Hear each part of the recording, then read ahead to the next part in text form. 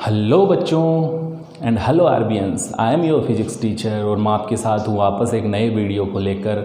और ये वीडियो जो है वो आपका इलेक्ट्रिक फ्लक्स लेक्चर नंबर 2 है। लेक्चर नंबर 1 जो है वो आपने कल वाले वीडियो को देखा होगा, उसमें हमने इलेक्ट्रिक फ्लक्स को पढ़ा था, उसका डेफिनेशन हो गया था, ठीक है। उसका फॉर्मूला कैसे आता है, किस तरीके से हम डिस्क्राइब करते हैं, वो हो गया था। उसके बाद में हमने यूनिट को कर लिया था। तो यहाँ तक के जो टॉपिक जो थे उसमें हमारे कंप्लीट हो गए थे। तो electric flux definition, the number of total lines या the number of total field lines, electric field lines that are passes through a surface perpendicular to it is called electric flux. Electric flux define करने के लिए एक specific symbol use करना होगा बेटा। वो specific symbol जो है वो अपना क्या लिया था, फाई लिया था। तो इलेक्ट्रिक फ्लक्स को हम डिफाइन या डिस्क्राइब करते हैं सिंबल ऑफ फाई से, ग्रेट। अब चलो आगे। उसके बाद में हमने फाई के लिए फॉर्मूला बनाया था। फॉर्मूला आया था phi is equal E dot S. क्यों आया था? क्योंकि फाई जो है वो डिपेंड होता है या कैलकुलेट होता है ओनली 2 फिजिकल वैल्यूज से, और वो फिजिकल वैल्यूज थी ई और एस। ई electric field intensity, E electric field intensity,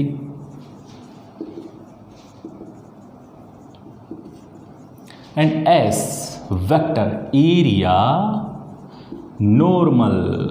area normal, area normal क्षेत्रफल सदिश। ये चीज इंपॉर्टेंट थी बेटा, इसको ध्यान रखना। एरिया नॉर्मल, क्षेत्रफल एक सदिश राशि है, क्षेत्रफल एक सदिश राशि है। Area are a vector value and its direction are always perpendicular to surface. इसका डायरेक्शन जो है वो सतह के सदैव क्या होता है, लंबवत होता है। और लंबवत आर ऑलवेज आउटवर्ड।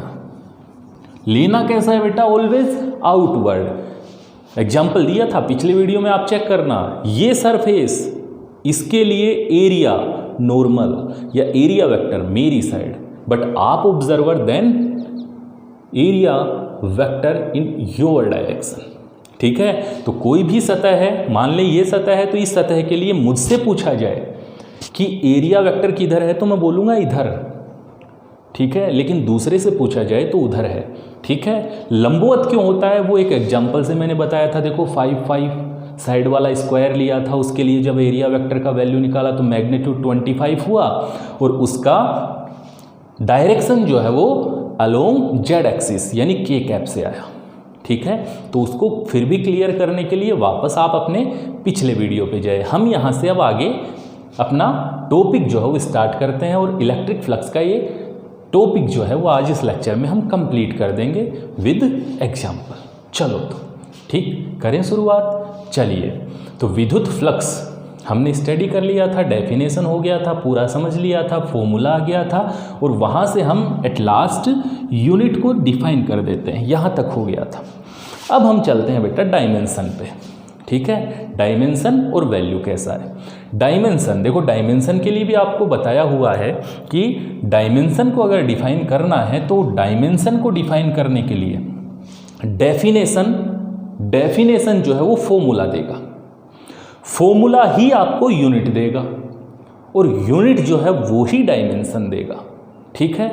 यानी डेफिनेशन परिभाषा से सूत्र, फॉर्मूले से आप मात्रक यूनिट को निकाल सकते हैं, और यूनिट से आप वीमा डायमेंशन को निकाल सकते हैं। तो डेफिनेशन हो गया था पिछले वीडियो में, वापस पढ़ लें। फॉर्मूले, उसके बाद में फॉर्मूला हो गया था, कैसे बनाया था पिछले वीडियो में, वापस पढ़ें। और उसके बाद में हम आ गए यूनिट पे। यूनिट भी अपना हो गया था ई का न्यूटन पर कूलम, एस के लिए मीटर स्क्वायर, एक तो ये बन गया था। और अदरवाइज न्यूटन पर कूलम की जगह आप वोल्ट पर मीटर ले सकते हैं, metre square, metre cancel, volt metre. तो अब चलो बेटा डायमेंशन पे। अब हम निकालते हैं फ्लक्स के लिए डायमेंशन। फ्लक्स के लिए डायमेंशन बताओ। अब डायमेंशन के लिए देखो क्या करना, न्यूटन का डायमेंशन, कूलम का डायमेंशन मल्टीप्लाई मीटर के लिए डायमेंशन। अब आपको पता है न्यूटन का डायमेंशन mL/T-2। याद ना हो तो प्रोसेस आपको बताया हुआ है, F m के लिए कैपिटल M, A नहीं ए क्या नहीं होगा, डायरेक्ट वो एम ए जो है वो आप डायरेक्ट रियलाइज नहीं कर सकते, तो एम के लिए तो एम आ गया, ए को क्या लिखो, एम वी अपॉन टी। अब वी जो है वो भी रियलाइज नहीं हो सकता, एम हो गया ना, M for mass, T for time, V realise नहीं हो सकता, तो वी को क्या लिख दूं, displacement upon time, displacement upon time, तो टाइम स्क्वायर हुआ। अब देखो डिस्प्लेसमेंट रिजोल्व हो सकता है ना बेटा, किस पे रिजोल्व करते हैं हम, एम एल और टी पे, इनकी पावर को क्या करते हैं, रियलाइज करते हैं, ठीक है, इनकी पावर हम रियलाइज करते हैं एम एल टी पे। तो देखो M 1 for mass, D 1 for displacement या डिस्टेंस, एंड टी नीचे है ऊपर जाएगा, पावर -2 बनेगा, वेरी गुड, m1l1 t-2 बना, अपॉन कुलोम at बना बेटा, q is equal it, so for i a for t capital t, तो at बना। चलो अब आते हैं मीटर पे, तो वापस मीटर के लिए क्या आएगा, L2, तो final dimension m1 L1 and 2 L3, t -2 1 ऊपर गया, minus t -3 and a -1, and it's your final answer, very good. तो ये हो गया अपना फ्लक्स का डायमेंशन। और फाइनली हमें अपने 5th स्टेप के ऊपर बताना होता है कि वैल्यू कैसा है। तो वैल्यू जो है वो बेटा अपना ये स्केलर वैल्यू है, क्योंकि आपने ये तो कल ही क्लियर कर लिया था कि the total number of field lines, तो आपको खाली कैलकुलेट करना होता है किसको, नंबर्स को, नंबर को ही कैलकुलेट करना होता है। तो द टोटल नंबर, तो नंबर जो होता है वो तो आपको पता है, स्केलर वैल्यू, एल्जेब्रिक नंबर्स जो होते हैं वो स्केलर ही तो होते हैं, तो यहाँ नंबर्स को कैलकुलेट करना है। दूसरा, आप एक कंडीशन यहाँ से डिफाइन कर सकते हैं बेटा कि यहाँ दो वेक्टर वैल्यूज का कौन सा प्रोडक्ट है, स्केलर, कौन सा प्रोडक्ट, स्केलर, डॉट प्रोडक्ट, यानी कोस ऑफ थीटा, क्या लिखोगे, phi is equal E S cos of theta. तो डॉट प्रोडक्ट या फिर स्केलर प्रोडक्ट जो होता है उसका रिजल्ट जो होता है वो भी क्या होता है, स्केलर होता है। तो इसका मतलब फाई क्या है, एक स्केलर वैल्यू है, कैसी राशि है, एक अदिश राशि है।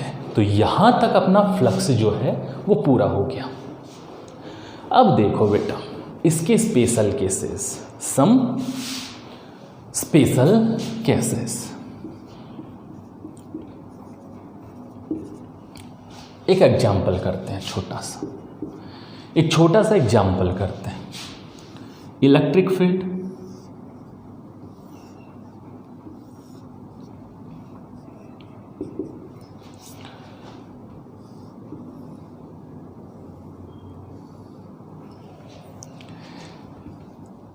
in this electric field placed a square that side is A, field में एक स्क्वायर को प्लेस करा है यानी रखा है, उसका साइड जो है वो A है। Calculate phi, calculate phi. दूसरा, electric field, a uniform electric field and in the field a square are placed according to figure, according to figure sides A, लग रहा है ना स्क्वायर, ठीक है, side A, so calculate the phi। बोलो phi calculate करना, तो phi E A या E S cos of theta, सही ना। यहां भी फाई कैलकुलेट करना, तो E S cos of theta, E as it is, S S area क्या है, स्क्वायर, क्या होता है, साइड स्क्वायर, ए स्क्वायर, समझ गए ना, स्क्वायर, वर्ग, वर्ग का क्या होता है, भुजा स्क्वायर, साइड स्क्वायर, तो a square, cos of theta, theta, theta क्या था बेटा, angle between E vector and S vector, and S vector are always perpendicular to surface था कि नहीं था? बिल्कुल। तो बोलो perpendicular to surface S vector हुआ कि नहीं हुआ? जिस साइड ई उस side S, means theta is equal 0, cos 0 is equal 1। क्या आया? E A square. क्या आएगा? E A square. साथ में क्या आएगा? आई कैप। अरे मत लगा देना, आई कैप मत लगा के बैठ जाना। स्केलर नहीं है क्या? स्केलर है ना, तो स्केलर है, तो final answer E A square. अब चलो बेटा यहां आ जाओ, ठीक है। अब यहां आओ, इसके लिए एस वेक्टर ऐसे नहीं आएगा क्या? क्यों? ऐसे रखा है तो एस ऐसे आया, ऐसे था तो एस ऐसे आया, तो ऐसे रखा है एस ऐसे आएगा, है ना, perpendicular to surface. So S ऐसे, ई एस है तो वो square, A square cos 90 and cos 90 is equal 0। ठीक है, तो यहां से एक फिगर और बनाता हूं बेटा, ठीक है। इसी के ही इक्वलेंट फिगर है, ठीक है, इसी के इक्वलेंट फिगर है। और अब की बार देखना कि अगर मैं फील करा रहा हूं, पहले फील कराऊं, पहले फील कर लो। अगर मैं ये कंडीशन एस वाला इधर डिफाइन करूं तो कोई भी फिजिस्ट जो है वो मुझ पे कानूनी कार्रवाई कर सकता है क्या? है ना, नहीं कर सकता, कोई नहीं सोच सकता, है ना। सोचेगा भी कैसे? गलत थोड़े ही है, नहीं है। तो कोई भी भौतिक वैज्ञानिक या कोई भी फिजिस्ट अपने ऊपर चैलेंज नहीं कर सकता। क्यों नहीं कर सकता? क्योंकि अगर मैं इधर आ गया तो मेरे लिए इस सरफेस का आउटवर्ड किधर हुआ? इधर हुआ ना। और इधर आने से सरफेस का आउटवर्ड इधर हुआ तो इलेक्ट्रिक फील्ड डायरेक्शन किधर है? इधर है। So in this condition theta is equal 180, 180 हुआ, फॉर्मूला तो वही लगा। और कोस 180 कितना होता है बेटा? कितना होता है? -1। So final result minus E A square. ठीक, तो फील क्या करना है वो देखो। फील करना है कि जब आपने अपना पहला एग्जाम्पल लिया तो उस कंडीशन में आपका थीटा जो था वो 0 था कि नहीं था?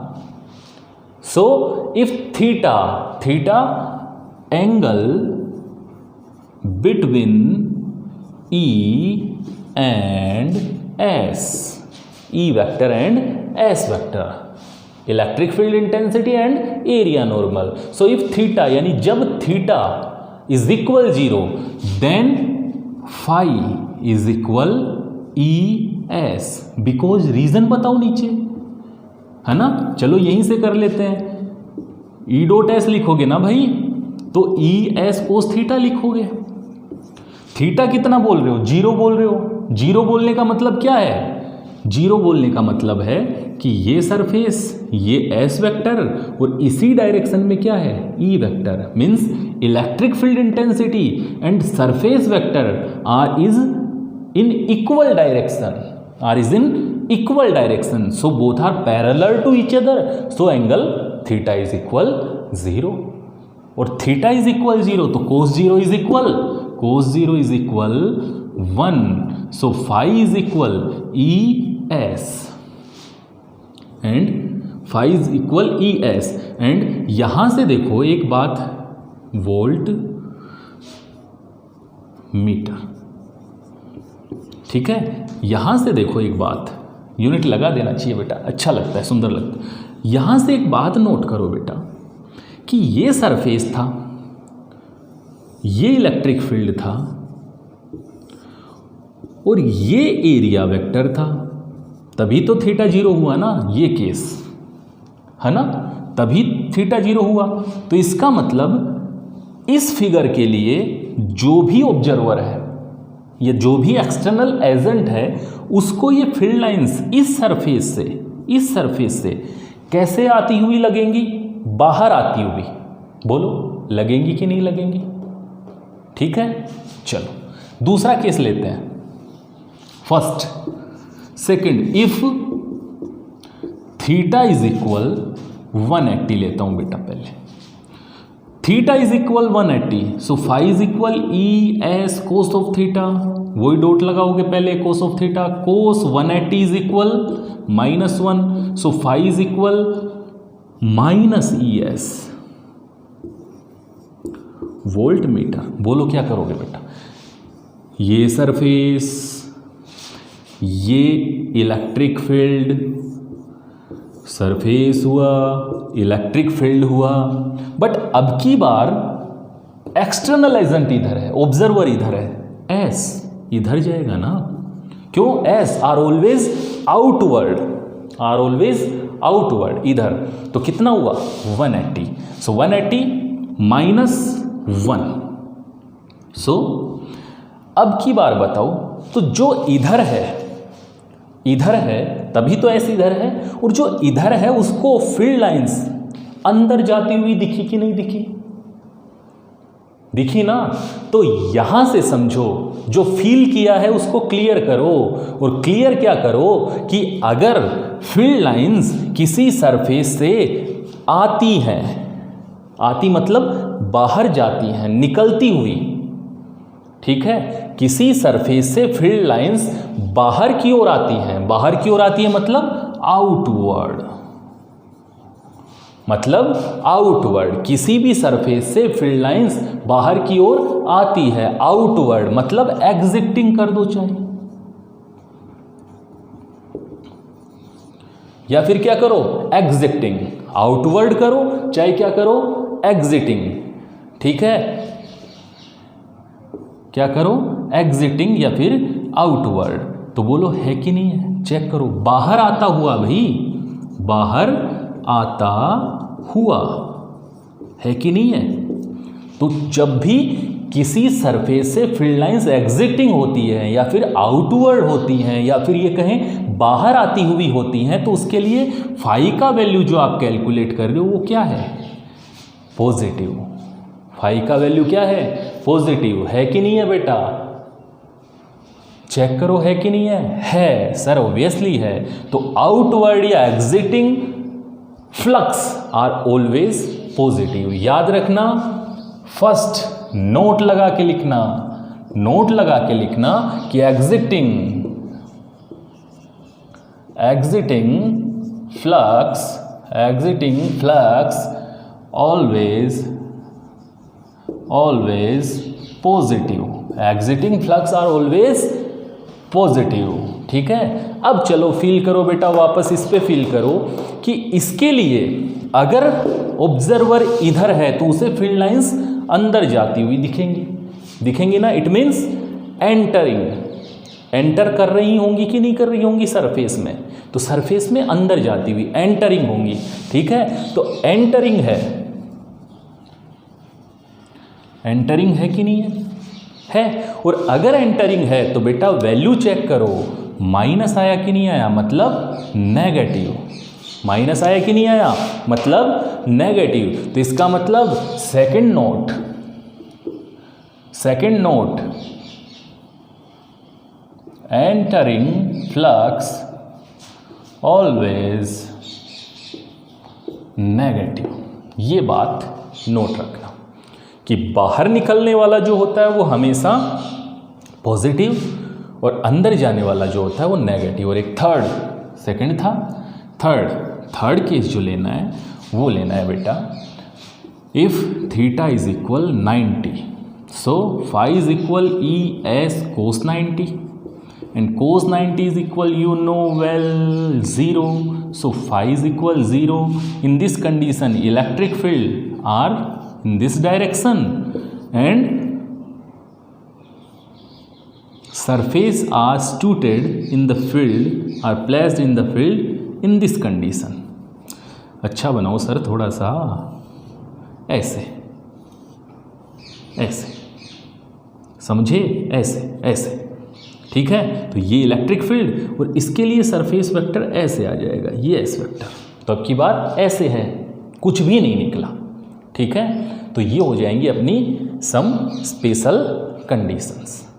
ठीक है, तो यहाँ से एक बात देखो और बता देता हूँ बेटा छोटी सी, ये तो वैसे आप अपने फॉर्मूले के ऊपर ही अपना आंसर दे रहे हैं, phi is equal E dot S. तो जैसे जैसे कंडीशंस आपने रखी उसके अकॉर्डिंग आपने एंगल चेक करा, आउटवर्ड हुआ, इनवर्ड हुआ, एंटरिंग हुआ, एग्जिटिंग होता है तो पॉजिटिव होता है, एंटरिंग होता है तो आपका नेगेटिव होता है, अगर ऐसे रखा है तो वो ज़ीरो हो जाएगा। और ये सारी चीज़ें जो है ना, ये सारी चीज़ें बेटा आपको मैं कंपेयर कराऊंगा किसमें, गॉस लॉ में। तो स्टार्टिंग से एंड तक इस वीडियो को और स्टार्टिंग से एंड तक उस वीडियो को जरूर देखना और आपको पता चलेगा कि इलेक्ट्रिक फ्लक्स ये और वो एक ही है, कुछ नहीं है अलग, दोनों एक जैसे हैं। तो हम सारी की सारी कंडीशंस जो है वो कंपेयर करेंगे कि यहाँ एंटरिंग जो है वो कैसा है, नेगेटिव है, एग्जिटिंग जो है वो कैसा है, पॉजिटिव है, वहाँ भी एग्जिटिंग होगा जो कैसा होगा, पॉजिटिव होगा, नेगेटिव होगा। तो ये सारी चीज़ें कंपेयर करेंगे। एक बात और देखो अच्छी सी मैं आपको बताता हूँ, अच्छा सा लॉजिक। और लॉजिक क्या है कि आप ये बोल रहे हैं कि थीटा 0 है, पॉजिटिव है, तो क्या थीटा 0 है तो ही पॉजिटिव थोड़ी है। 10 होगा, 20 होगा, एक बार मिटा देते हैं इसको, मिटा रहे हैं अभी। और अब देखो कि अगर 0 है तो वैल्यू क्या है फाई का, ये तो थीटा है, ये फाई है, पॉजिटिव है ना। 10 है तो क्या है, पॉजिटिव है। और कहाँ तक है, 90, 89 तो भी क्या है, पॉजिटिव है। लेकिन 89 से 90 जैसे ही आओगे, किया था ना कंडीशन, क्या बन जाता है, 0। ठीक है, तो इस कंडीशन को समझ के देखो कि एस वेक्टर और ई वेक्टर, ये ई वेक्टर है, लेकिन इस ई वेक्टर के साथ में आपका जो एरिया है वो ऐसे है ना, ऐसे ऐसे ऐसे हर एक एंगल पे चल सकता है ना। तो ऐसे है तो 0 है, और मैंने उसको थोड़ा सा ऐसे है तो 0 है इधर, और ऐसे कर दिया तो देखो अब एरिया ऐसे जाएगा ना, समझो ये ऐसे और ऐसे किया तो एरिया ऐसे जाएगा ना बेटा। तो एरिया ऐसे गया तो यहाँ 10 डिग्री है ना, अज्यूम करो एक बार, फील करो 10 डिग्री ऐसे चलता चलता गया और यहाँ तक जब आएगा तो 90 होगा। तो एट लास्ट एग्जिटिंग जो होगा वो कहाँ तक होगा, 89 तक। और 89 डिग्री से जैसे ही आप 1 डिग्री और रिमूव करोगे, घुमा दोगे, तो आपका 90 हो जाएगा। और 90 होते ही कोई फ्लक्स नहीं निकलेगा, तो 90 पे 0। लेकिन इससे जस्ट उल्टा, यानी उधर ऑब्जर्वर चला जाए तो उस सिचुएशन में देखो 91, 92 और एट लास्ट 180, एट लास्ट 180। ठीक है, तो वहाँ के लिए सारी वैल्यूज क्या आएंगी, नेगेटिव। समझना। अब की बार ई इधर ही बट एस इधर ले लें, तो अब की बार क्या होगा, देखो बेटा उल्टा हो रहा है और माइनस आएगा ना। लेकिन यहाँ पर इधर से चले थे ना, इसको इधर से लेके, ठीक है, ऐसे घुमाते गए, रोटेट करते गए, 10, 20, 45, 55 ऐसे हुआ 90, तो 90 पे 0। लेकिन 0 to 89 तक क्या हुआ, पॉजिटिव हुआ। अब इधर चलने लग गए तो ऐसे उधर जाने लग गया ना, तो 91, 92 और एट लास्ट 180। ठीक है, तो यहाँ पर एक बात चेक करें तो अपना 0 to 89 पॉजिटिव, 90 के ऊपर क्या हो गया 0, और 91 से 180 नेगेटिव चल रहा है। ऐसा ये कंसेप्ट जो है वो मैथ वाले बच्चे जो है वो एक तरीके से और भी समझ सकते हैं। कैसे समझेंगे, आपको पता है कि आपका फाई जो है वो ई एस कोस थीटा है कि नहीं है बेटा, यानी कोस ऑफ एंगल पे डिपेंड कर रहा है। और कोस ऑफ एंगल जो है वो है ई और एस के लिए डिफाइन, और ई और एस के लिए डिफाइन है। तो आपको पता है कि अगर आप ये cos of angle 0 to 90, in between 0 to 90 रखते हैं, तो इन बिटवीन 0 to 90 आपका फर्स्ट क्वाड्रेंट है, एंड इन बिटवीन 90 को छोड़ दें, 90 to 180 रखते हैं, तो ये आपका सेकंड क्वाड्रेंट है। समझे कि नहीं, 0 to 90 रखते हैं तो फर्स्ट क्वाड्रेंट, 90 to 180 रखते हैं second quadrant, and you know your phi are depend on cos theta, theta are angle between E and S. So in first quadrant cos are always positive, in first quadrant cos are always positive, and in second quadrant cos are always negative. होता है कि नहीं है? सही ना? In first quadrant cos positive, ASTC वाला rule, और in second cos are negative होता है। तो इसका मतलब ये हुआ कि theta are angle between E and S। सो इस क्वाड्रेंट की कंडीशन में तो हमेशा ये एक दूसरे के क्या रहेंगे, एग्जैक्ट अपोजिट या अप्रोक्सीमेट अपोजिट होंगे कि नहीं होंगे। तो इसका मतलब ये तो हमेशा क्या चलेगा, नेगेटिव चलेगा। यानी फील्ड लाइंस ऐसी सिचुएशन में है, ये E वेक्टर और ये S वेक्टर, तो चेक करो बेटा सेकेंड क्वाड्रेंट हुआ कि नहीं हुआ। सेकेंड क्वाड्रेंट हो गया ना, यही तो थीटा ले रहे हो आप, यही तो थीटा बोल रहे हो, और यहाँ पर ये 90 डिग्री वाला लाइन हो गया। ये E वेक्टर और ये S वेक्टर जो एंगल होता है E और S का वही कोस थीटा होता है। तो ये कोस थीटा सेकंड में चला गया कि नहीं चला गया, सेकंड क्वाड्रेंट, और सेकंड क्वाड्रेंट चला गया तो ऑब्वियसली आपका फाई क्या आएगा, कोस नेगेटिव आएगा, और कोस नेगेटिव आएगा तो फाई भी बोलो क्या आएगा, नेगेटिव आएगा। ठीक है, ऐसे इसमें चेक करो, अगर ये ऐसे होता, E मान लो ये अपना सरफेस E, ये 90 डिग्री वाला, और E जो है वो ऐसे होता, ये E वेक्टर ऐसे आ जाता, तो बोलो कौन सा क्वाड्रेंट, फर्स्ट क्वाड्रेंट। ठीक है, एंड फर्स्ट क्वाड्रेंट है तो cos positive, so final answer phi is also positive, ये अपना सही हो गया। ठीक है, तो आपके पास मेथड हैं, बहुत से मेथड होते हैं हर एक चीज़ के, जिस तरीके से आप इसे लर्न करना चाहो उस तरीके से आप इसे लर्न कर सकते हैं। ठीक है, तो ये हो जाते हैं अपनी स्पेशल कंडीशंस। ठीक है, ये बहुत इंटरेस्टिंग टॉपिक है बेटा, ये टॉपिक इंटरेस्टिंग नहीं है, लेसन भी इंटरेस्टिंग है। ठीक है, तो आप इसे अच्छे से पढ़ें। ठीक है, क्योंकि पढ़ेगा इंडिया बढ़ेगा इंडिया। अब चलते हैं हम न्यूमेरिकल्स के ऊपर। ठीक है, एग्जाम्पल लेते हैं। चलो 2 एग्जाम्पल करते हैं छोटे छोटे। ठीक है, एक एग्जाम्पल अपने नेक्स्ट वीडियो में कर लेंगे। ठीक है, first example, calculating the value of phi. ठीक है, E vector is equal 200 I cap plus 300 J cap Newton per coulomb, and area vector S is equal 5 multiple 10 to the power 3 meter square. ठीक है, question क्या है, एक example कर रहे हैं। Electric field E vector is 200 I cap plus 300 J cap newton per coulomb.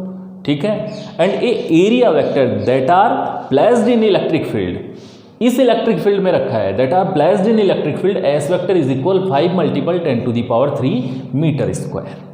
Okay, आपको इस एरिया वेक्टर से या इस एरिया से पास आउट फ्लक्स का वैल्यू कैलकुलेट करना है। किसका वैल्यू, फाई का।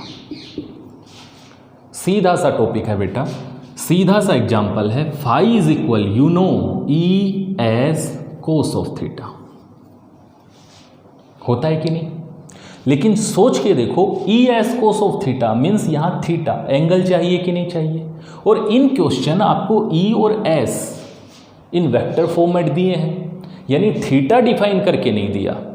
तो इस फर्स्ट प्रॉब्लम में हम E एस कोस थीटा को E वेक्टर डॉट S ऐसे भी तो लिख सकते हैं, और लिख सकते हैं तो E वेक्टर है कि नहीं है, 200 I cap plus 300 J cap dot S है कि नहीं है, 5 multiple 10 to the power 3 J cap, sorry direction देना होगा ना, जे कैप। तो ई का वैल्यू पुट करा एस। फॉर्मूला सीधी सी बात है बेटा, किसी भी न्यूमेरिकल को करने का एक ही कंसेप्ट है कि गिवन वैल्यूज जो है ना, और जो फाइंड आउट करना है ना, उनके लिए रिलेशन डिफाइन करने वाला जो एग्जैक्ट फॉर्मूला है वो अप्लाई करो, आपका आंसर आएगा, डेफिनेटली आएगा। आपको ई एस गिवन था, ये तो बहुत बेसिक, बहुत छोटा सा न्यूमेरिकल है फाई के लिए, फ्लक्स के लिए। तो phi is equal E dot S, आपको पता है, पढ़ा हुआ है। ई का वैल्यू गिवन है in vector format, S given है in vector format, so both of values are put in formula E और एस। यहाँ थीटा होता तो थीटा के अकॉर्डिंग वाला फॉर्मूला लगा लेते, तो ई एस। अब आपको पता है ब्रैकेट मल्टीप्लाई सोल्व करना आता है कि नहीं आता है, और साथ में डॉट प्रोडक्ट। तो 200 मल्टीप्लाई होगा किससे, 5 से, ये इससे, साथ में क्या आएगा, आई डॉट जे आएगा कि नहीं आएगा बेटा, क्योंकि इसका आई इसके जे से, ठीक है। साथ में देखो ये आगे लिख देता हूँ मैं, क्रॉस 10 टू दी पावर 3 भी तो है, मल्टीप्लाई 10 टू दी पावर 3 भी है, साथ में आई क्रॉस जे, ठीक है। अब चलो आगे, ऐसे ही ये इससे, ठीक है। तो ये इससे अगर हम करें तो 300 मल्टीप्लाई 5, ठीक है। साथ में क्या आएगा, J 5 multiply 10 to the power 3 as it is J cross J, बहुत अच्छे। अब आपको पता है आई, सॉरी क्रॉस लिख रहा हूँ, वो गलती से हो रहा है, डॉट, डॉट प्रोडक्ट होगा ना बेटा, डॉट, ठीक है, सॉरी वेरी वेरी सॉरी, आई डॉट जे, पता है क्या होता है, आई डॉट जे, बोलो क्या होता है, I dot J 0, because I cap dot J cap is equal mod of I mod of J, ठीक है। Cos theta, theta angle between I and J, so cos theta I and J cap 90, cos 90 is equal 0, cos 90 is equal 0, so total term is equal 0 and J dot J, J dot J is equal 1, ठीक है। क्योंकि यहाँ पर जे dot जे को define करोगे ना, तो mode of J cos 0, क्योंकि angle both are in equal direction, so cos 0 is equal 1, तो ये वैल्यू पुट करोगे, mod of J unit vector है, इनका मैग्नीट्यूड कितना आना है, 1 आना है, ठीक है। तो यहाँ से ये 1 हो जाएगा, ठीक है। तो अब चेक करो, यहाँ से ये टर्म आई डॉट जे 0 बना, तो ये तो फाई के लिए ये रिजल्ट लिखा ही नहीं जाएगा, 0 प्लस ये, इसको सोल्व करो, 300 मल्टीप्लाई 5 1500, ठीक है, मल्टीप्लाई 10 टू दी पावर 3, ठीक है, 1500 multiply 10 to the power 3 and J dot J 1, so final answer is phi is equal 1500 multiply 10 to the power 3 volt meter या newton per coulomb meter square. जो unit आपको अच्छा लगे, जो सोना लगे वो लगा देना, वो आपका आंसर हो गया, ठीक है। तो यहाँ से बस इतना सा छोटा सा क्वेश्चन है, ठीक है। डॉट लेना बेटा, क्रॉस नहीं लेना, वो गलती से लगा था, आई डॉट जे, ठीक है। तो ये अपना सीधा सा एग्जाम्पल था, ठीक। अब चलें एक एग्जाम्पल और ले लें, और आगे एक एग्जाम्पल हम और करेंगे, वो अपने अगले टॉपिक में करेंगे, है ना। तो तब तक आप इस एग्जाम्पल पे और चलें, एक छोटा सा एग्जाम्पल हम और लेते हैं, छोटा सा 5 रुपये वाला एग्जाम्पल नंबर 2। देखें, एक सर्कुलर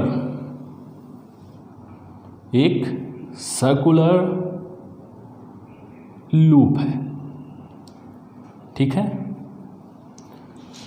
या फिर ये से मान लो एक डिस्क है भाई, और ये डिस्क जो है वो ऐसे रखा है, समझना बेटा, फील करना, ये डिस्क ऐसे रखा है,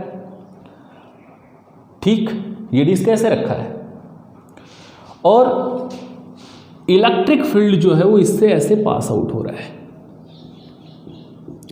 जो एंगल बना रहा है कितना, ये इसका रेडियस है,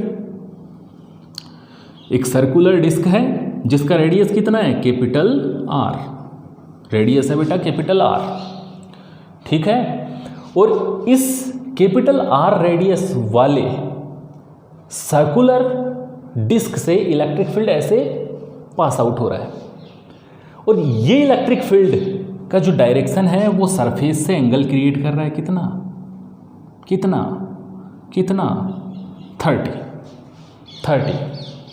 30 डिग्री। अगर 30 डिग्री है तो calculating the electric flux that are passes through given surface, किसका वैल्यू, फाई का वैल्यू कैलकुलेट करो। It's your time. स्टार्ट करो बेटा कि आपको एक फिगर दिया है और उस फिगर में आपको एक सर्कुलर डिस्क जो है वो गिवन है। उस सर्कुलर डिस्क का रेडियस जो है वो कैपिटल आर है, और उस डिस्क के सरफेस से 30 डिग्री का एंगल बनाते हुए 30 डिग्री का एंगल बनाते हुए कौन निकल के जा रहा है, इलेक्ट्रिक फील्ड लाइंस जा रहा है। ठीक है, तो यहाँ पर उससे कितना फ्लक्स पास आउट होगा उसे कैलकुलेट करना है। तो बात सीधी सी है कि सर हम लगाएंगे phi is equal E S cos theta. हम phi is equal E S cos theta लगाएंगे तो हमें पता है फाई इज इक्वल ई की जगह ई आ जाएगा, यही लगाएंगे ना, क्योंकि फाई कैलकुलेट करना, phi is equal E S cos theta तो ई की जगह ई आ जाएगा, एस की जगह area of circular disc, area circular disc pi are square आ जाएगा, और कोस 30 आ जाएगा। सर दिया हुआ है ना, कोस 30 नहीं आएगा। क्यों नहीं आएगा? Because here angle 30 are between E vector and surface. ये ई का और सरफेस का एंगल है, बट आपको पता है कि थीटा जो होता है angle between E vector and S vector, और आपको पता है सरफेस अगर ऐसे है तो area vector are always normally to it, and normally to it होगा तो बेटा ये एस ऐसे होगा, और एस वेक्टर ये होगा तो ये एंगल जो आएगा वो आएगा 60। ये एंगल जो आएगा वो आएगा 60, और ये एंगल जो आएगा वो आएगा 60। तो यहां थीटा क्या आएगा, cos 60, यहां आएगा cos 60। सही कि नहीं है? क्यों? क्योंकि हमेशा आपका एरिया वेक्टर जो होता है वो सरफेस के क्या होता है बेटा, परपेंडिकुलर होता है, और सरफेस के अगर परपेंडिकुलर होता है, ठीक है, तो यहाँ पर E और S का एंगल जो है वो थीटा होता है और वो है 60। So final answer E pi are square cos 60 का वैल्यू पुट करो, so final E pi are square by 2 and it's your final answer. ठीक है, तो ये हो गए अपने दो एग्जाम्पल जो बेस्ड है अपने इलेक्ट्रिक फ्लक्स वाले टॉपिक पे। तो आप दोनों लेक्चर को एक साथ एक बार मिला के भी पढ़ लें, बहुत अच्छा लगेगा और सारे कंसेप्ट आपके क्लियर हो जाएंगे। तब तक के लिए घर रहें, हम वापस मिलेंगे अगले वीडियो में। तब तक के लिए आप घर रहें, सुरक्षित रहें, अच्छे से पढ़ें, ठीक है, और उम्मीद करें कि ये सब कुछ जो है वो जल्दी ही ठीक हो जाए और वापस हम अपनी स्कूल में उसी तरीके से जैसे हम क्लास में स्टडी करते थे उस तरीके से स्टडी करें। क्यों? क्योंकि हम कोशिश ज़रूर करते हैं इस टेक्नोलॉजी से मान लें या फिर इन वीडियोस के माध्यम से मान लें, ठीक है, मीडियम हम यूज भी कर रहे हैं, टेक्नोलॉजी यूज कर रहे हैं, लेकिन कोशिश करते हैं आप तक पहुंचने की, शिक्षा की वही गुणवत्ता रखने की, ठीक है। लेकिन जो इमोशंस आपके साथ बैठकर पढ़ने में या फिर ये कहें पढ़ाने में आता है, वो इमोशंस यहाँ बन नहीं पाते, ठीक है। तो वो आत्मीयता, और वास्तव में कहूँ तो एजुकेशन जो है ना बेटा, कुछ भी हो इमोशंस, ठीक है, उसमें आना जरूरी है, आत्मीयता होनी जरूरी है। एक टीचर और एक स्टूडेंट अगर उसका आत्मीय जुड़ाव होगा, उसका इमोशनल टच होगा, तो जो एजुकेशन आपको क्लास में दी जा सकती है, ठीक है, वो वैसी एजुकेशन मैं यहाँ दे नहीं सकता।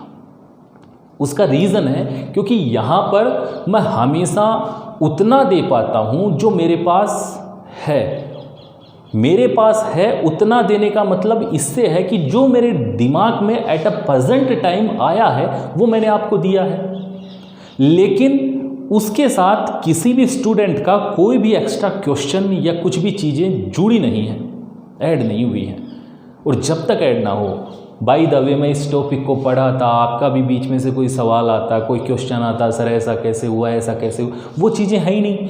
और वो अगर नहीं हो पा रही तो उसके कारण या उसके रीज़न से होता क्या है, जैसा मेरे दिमाग में चल रहा है मैंने सारा आपको दे दिया और मेरे हिसाब से मैंने उसे कंप्लीट कर दिया।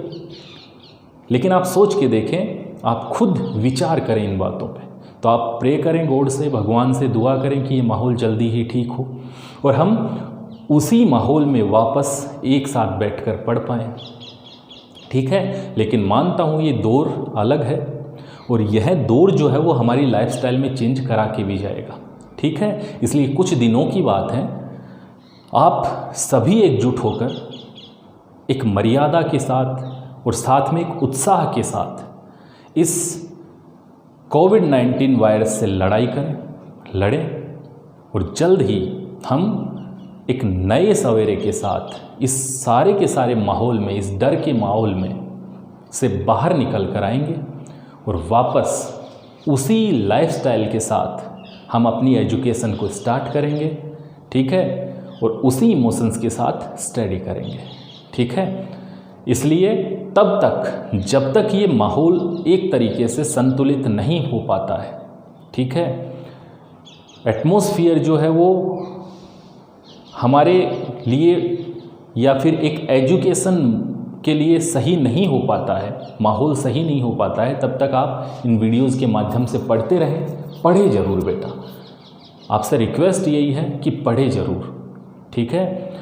एक्चुअल में हमें दी जाने वाली गुरु दक्षिणा समझकर आप इन सभी वीडियोस को पूरा देखें। दूसरा, वीडियोज़ को सब्सक्राइब ज़रूर करें, क्योंकि सब्सक्राइब अगर आप करेंगे तो जो भी वीडियोज़ डाले जाते हैं उनका अपडेट आपके पास फटाफट आ जाएगा। तो अगर व्हाट्सएप लिंक पे ना भी भेजा जाए, बाय द वे कोई छूट जाए, तो आप उसे देख पाएँ, ठीक है। तो आप पढ़ें, आपको जो व्हाट्सएप के ऊपर नोट्स भेजे जा रहे हैं उन्हें लिख लें, ठीक है। वीडियो को सब्सक्राइब ज़रूर करें और शेयर ज़रूर करें। अपने आसपास जितने भी आपके दोस्त लोग हैं जो आपसे हो सकता है कि छूट गए हों, हमारे द्वारा जोड़े जाने में, या फिर किसी भी कारणवश छूट गए हों उनसे, या फिर ऐसे बहुत से बच्चे हैं बेटा कि उनकी स्कूल्स जो हैं वो ऐसा टेक्निकल यूज ना करते हुए उन्हें वो एजुकेशन दे पा रही हों। ऐसी बहुत सी स्कूल हैं जो नहीं दे पा रही हैं, ठीक है, उन्हें वीडियोज़ नहीं मिल पा रहे। तो वो बच्चे भी शिक्षा के अधिकारी तो हैं, उनका भी शिक्षा प्राप्त करना अधिकार है। तो मैं आपसे यही निवेदन करूंगा कि उन बच्चों को भी अपने साथ जोड़ें, उनके व्हाट्सएप के ऊपर भेजें, ठीक है, और लगातार पढ़ते रहें, क्योंकि आपका साथ अगर हमें मिलता रहेगा तो हम और उत्साह के साथ और लगन के साथ निरंतर जो है वो अपनी कार्य प्रणाली में भी सुधार करेंगे और निरंतर कार्य भी उत्साह के साथ करते रहेंगे, ठीक है। तो मैं आपसे कल फिर मिलता हूँ वापस एक नए वीडियो के साथ, एक नए टॉपिक के साथ। तब तक के लिए इस टॉपिक को पूरा कंप्लीट करके लर्न करके रखें। धन्यवाद।